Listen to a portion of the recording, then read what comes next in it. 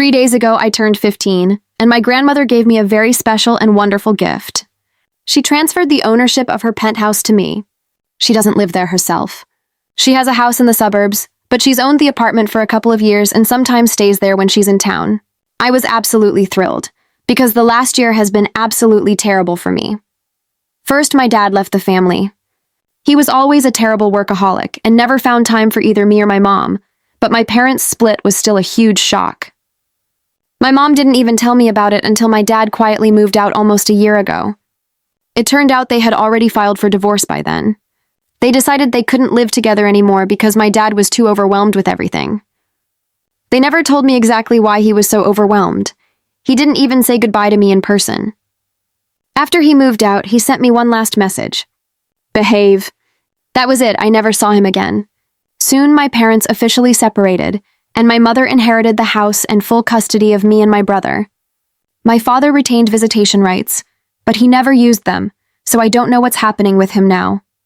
And as if all that weren't enough, about 2 months ago, my mother told me she'd been dating a man for almost 3 months. Let's call him Robert. They were in love, and she didn't want to waste time. She wasn't getting any younger with age, after all, so they got engaged. I didn't even have time to fully process that my mother had a new boyfriend.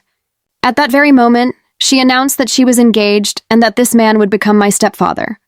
It was too much, and I was very unhappy, because, in my opinion, it's impossible to really get to know the person you're planning to marry in 5 months, but she told me not to worry.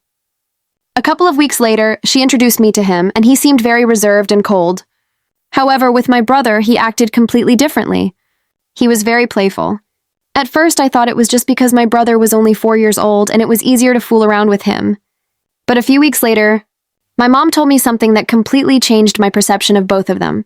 So 2 weeks ago, my mom told me to sit down and explained that the reason she and her fiancé got engaged so quickly was because he had been offered a really good job, and he was going to take it. But to do so, they would have to move to another state. They were going to leave me here with my grandmother because my mom thought I wouldn't want to leave my life behind and move with them. However, I told her I was okay with moving if it meant I could stay close to my mom, since my dad had already left me. But Mom tried to convince me it was a bad idea, because my school was here, all my friends were here, and I was better off here. I insisted I wanted to go with her. In the end, she simply blurted out that she wanted me to stay with Grandma because of Robert. He only wanted to take my brother with him because he was little, and he could still build a good relationship with him. And I was already too old and would never be his real daughter, and as it turned out, he didn't like it when I told Mom that 5 months was too short to get engaged to someone you didn't really know. He thought I was still mentally stuck in the days of Mom and Dad's marriage and wouldn't be able to adjust to him, and Mom agreed with him. So she wanted me to stay and figure out my life on my own. Her words really hurt me. Mom should have been on my side and not abandoned me just because Robert wanted her to. It's not that I didn't want to live with my grandmother. She's a wonderful woman and I love her very much, but I also love my mother, so it was hard for me. I tried to argue with her, but I realized it was pointless. Then I told her I didn't want to wait until they arrived and wanted to move in with my grandmother that very day. Of course, that wasn't possible right away, but a few days later I had packed my things and was ready to go. My mother tried to convince me that she still loved me, but in reality, she was only thinking about herself. The last couple of days I spent at home.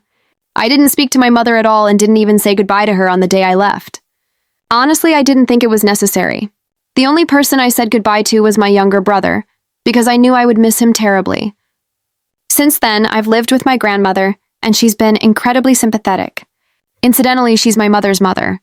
I have absolutely no relationship with my other grandparents, which is not surprising, since they had almost no relationship with my father. My grandmother is incredibly kind and caring, and living with her has been quite easy. I feel her genuine love, and she thinks my mother did a terrible thing. Apart from the commute to and from school, everything is great in the new place. I keep in touch with my brother and call my mother every evening just to talk to him. I don't talk to her. And then 3 days ago, I celebrated my birthday at home. To be honest, it wasn't me who organized the party. It was my grandmother. She invited a couple of my close friends from school, whom she found through my Facebook page, and some relatives. It was a huge surprise for me, and the party lifted my spirits a little, because I was feeling really down after my mother sent me to live with my grandmother. But But after we cut the cake, my grandmother announced the gift she had prepared for me. It was a real shock. She said that for now her lawyer would act as trustee for the property, but once I turned 18, the apartment would be mine entirely. It was the best news I'd heard in a long time, and I hadn't even considered sharing it with my mom. But yesterday, I found out that someone had told Mom about the gift from my grandmother. Probably someone at the party. I don't know who, and it doesn't really matter anymore. I was furious when she called that evening and said she'd heard about the gift my grandmother had given me. And after talking with Robert, they decided he wanted to adopt me if I could convince my grandmother to transfer the title to him. I don't know why, but she really expected me to be happy about this news, since it meant I could finally go with them. But in reality, I wasn't happy at all and told her I'd never do that and that she didn't need to call me anymore. After that, I ended the call. She called back a couple of minutes later, but I didn't pick up. Then she sent me a message, and this is what it said. I'm so sorry if you felt bad that I tried to live by Robert's rules and adapt to him. But you have to understand that after my divorce from your father, he was the only one who was truly there for me. Of course, I had family support, but that's different. He was there emotionally and even financially. There's a lot you don't know because I didn't want you to get a bad impression of your father. But he's not the most generous man. The divorce settlements and alimony payments I receive are absolutely paltry, and the child support payments are laughably small. I hope you haven't forgotten that your father was the main breadwinner in our family, not me. I'm lucky he left me the house, otherwise I wouldn't even be able to pay rent. Our lifestyle has always been very expensive. You know that with him, I never had to worry about money, but after he left, everything changed, and I couldn't let you feel that. Even with extra shifts, I couldn't make as much as he did. When I started dating Robert, he was the one who was there for me, the one who took responsibility. I know he's not very kind to you, but that's only because he had a previous relationship where the children from the previous marriage became a stumbling block and everything ultimately fell apart. You have to take his trauma into account too. And then, I knew my mother would take wonderful care of you, so I was confident I'd be leaving you in good hands. I didn't abandon you. You live with your grandmother and you know she would never let you feel alone. I just wanted you to be able to think about my happiness too. And now that I've arranged everything so you can come with us, I want you to agree and do what Robert expects of you so we can be together. Your brother misses you very much too. I know you're angry, but I also know that you love me, and I love you. So answer quickly, I love you. That message actually made me think about it for a minute, but that last part just pissed me off. Just because Mom wanted to do everything Robert said, she expected the same from me. It was ridiculous, smug, and weak, and I thought Mom had completely lost her individuality. So, while the message softened me a little at first, it ultimately left only bitterness. Half an hour later, I told her I wasn't going to do anything Robert wanted and that she could leave with him and leave me with Grandma, as she'd originally planned. I had nothing else to say to her because, frankly, her behavior really disappointed me. And when I talked to Grandma about it, she said she would, under no circumstances, transfer the ownership to Robert because she barely knew him and definitely didn't trust him. She was sure he'd simply sell the apartment and I wouldn't get a cent of it. So, in a way, it was a good thing I didn't agree to Mom's offer. However, Mom wasn't about to take no for an answer. This morning, she showed up at Grandma's house with my brother. Luckily, I was at school when she arrived. As soon as I got home, Grandma told me Mom had come to talk to me personally about the offer she'd made the night before, which I'd pretended to ignore. I immediately clarified that I hadn't ignored anything.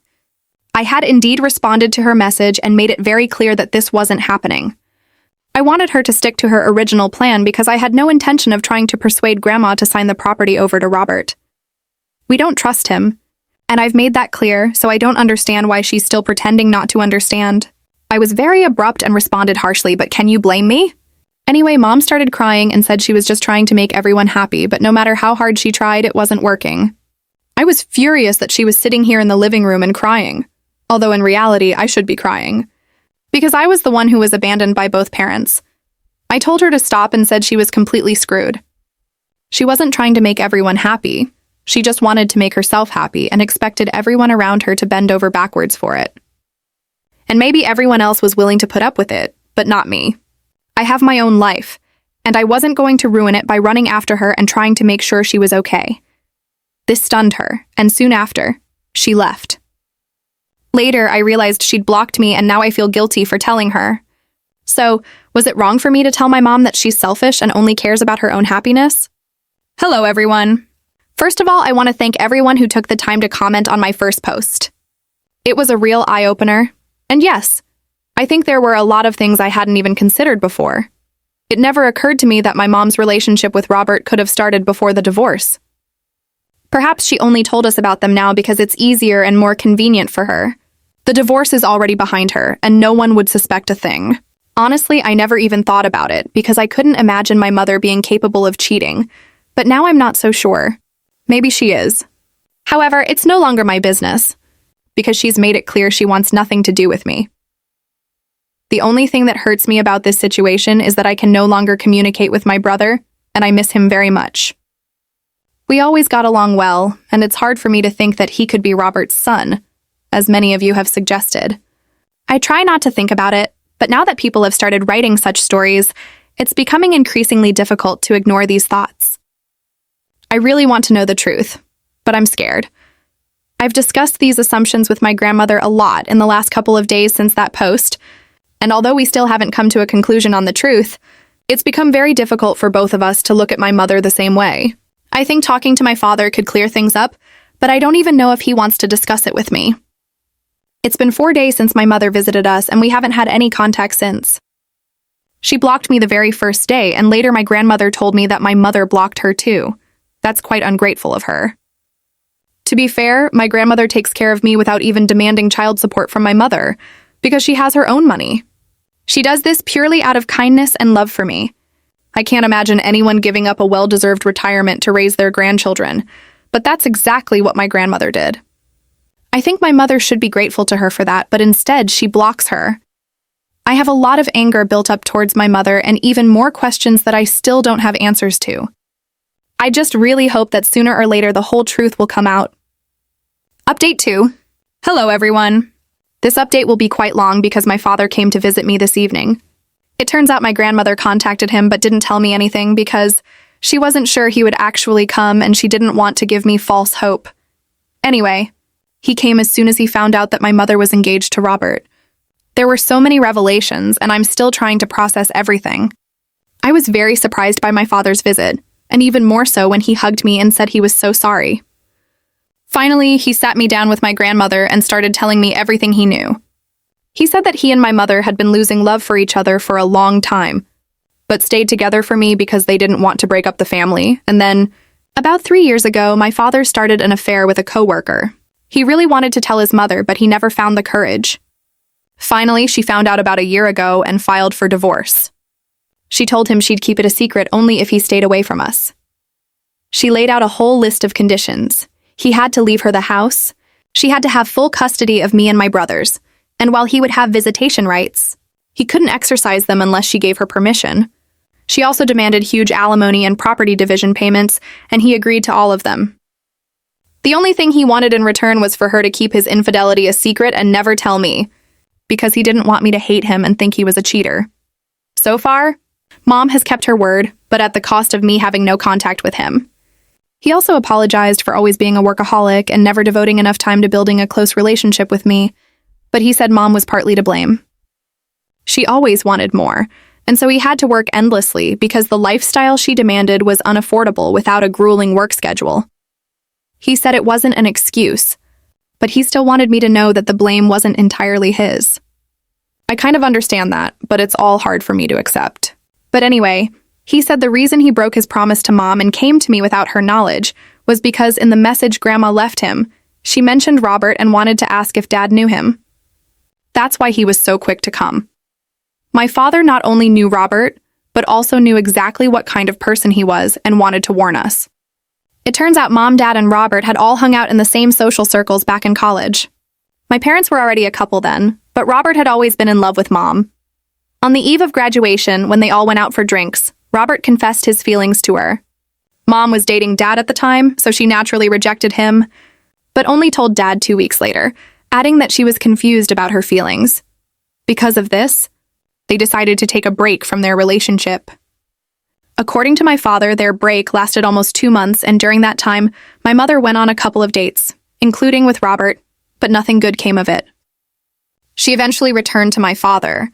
When they got back together, my father told her he didn't want her to hang out with Robert because it made him uncomfortable. And for a while, she agreed.